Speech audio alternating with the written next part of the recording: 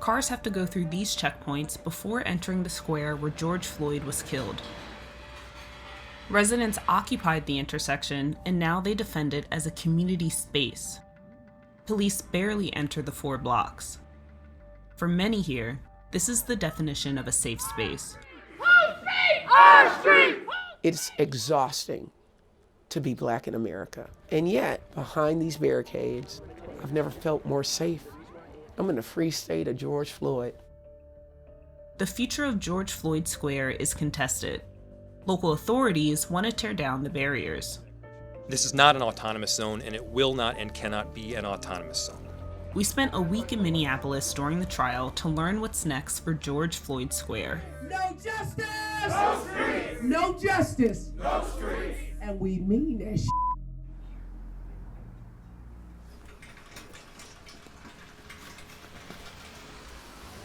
Marsha Howard is one of the protesters at the square. She guards a checkpoint and holds meetings near this fire pit every day. Just assume everyone in this square has COVID, act accordingly. Mask up or back up.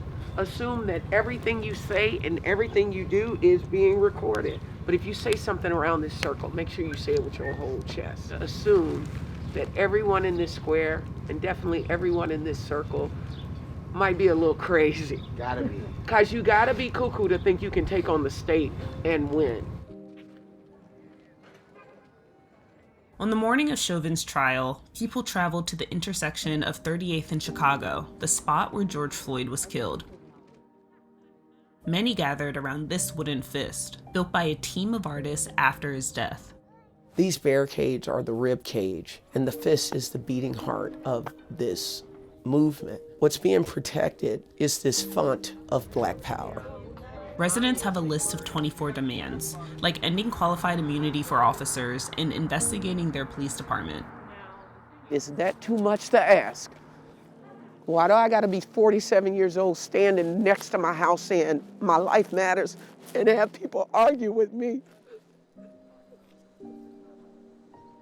They also demand the conviction for all 4 cops involved in Floyd's killing, starting with Derek Chauvin, the officer who knelt on Floyd's neck. Emotions ran high in front of the courthouse in the afternoon of April 20th, as protesters gathered to hear the trial's verdict. Say his name! George Floyd! Say it louder! George Floyd! Say his name! George Floyd!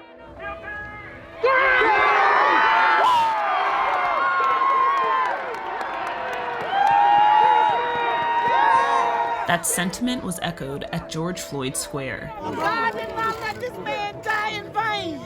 His life would not be dead in vain. It can't be. But the feeling of victory didn't last long.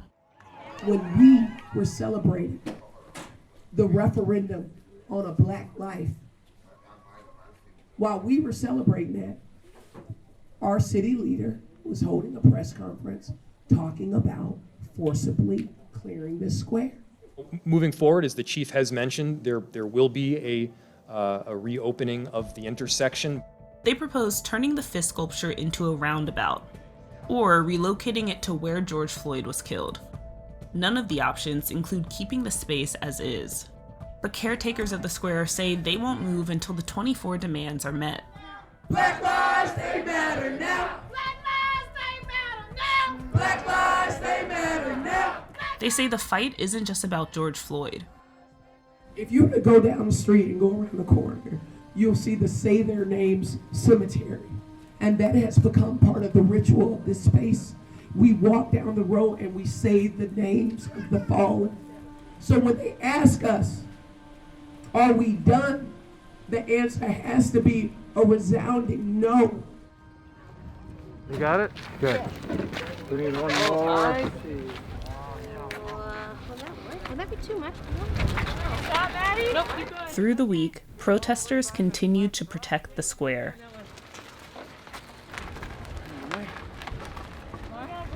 That's probably good. Maddie Ramirez-Tenninger defends the square alongside Marsha. They guard one of the 4 entrances each day. I think the goal of George Floyd Square is to hold the city accountable to build community and to seek justice. Okay, good luck. Each barricade over the course of the last year has been personed by people looking out to keep an eye out for police movement, for suspicious vehicles, for white supremacists, and to greet people. Importantly, to greet people. Hey, oh my gosh, hello.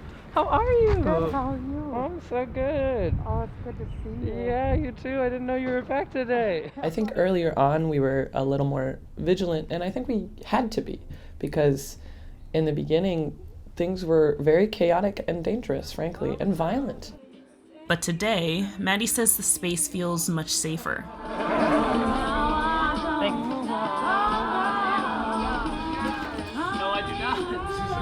Residents have been transforming this former speedway into a community meeting center, now known as the People's Way. They also created a garden center for visitors. Barrier or something where we can keep it open. Still, not all business owners are supportive of what George Floyd Square has become. Some say they've seen an almost 75% loss in revenue over the last year. They have helped a lot of community members by giving them jobs or renting to them. The business is trying to say that they're not doing well because of the space, but they can't separate how much is because of COVID. But I would imagine some of them did a lot better because the space is closed, because you're having constant visitors. 38th in Chicago is still a place where a tragic event happened. But today, many say it feels like the safest place in Minneapolis. I am more myself the more connected I am with my neighbors.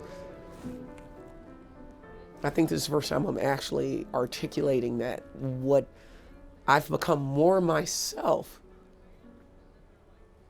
the more connected I am with them. When you're looking people in the eye, it changes things.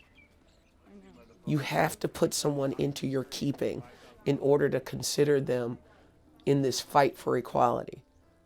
We hear a lot about like white fragility or white guilt and allyship and what it means to be an ally or not. You gonna have to love me more than you hate police. And so every day I show up, because you gonna see me and you gonna hear me and you're gonna know me. You gonna love me so you can fight for me. That's what we do at 38th in Chicago. This was like the number 12 thing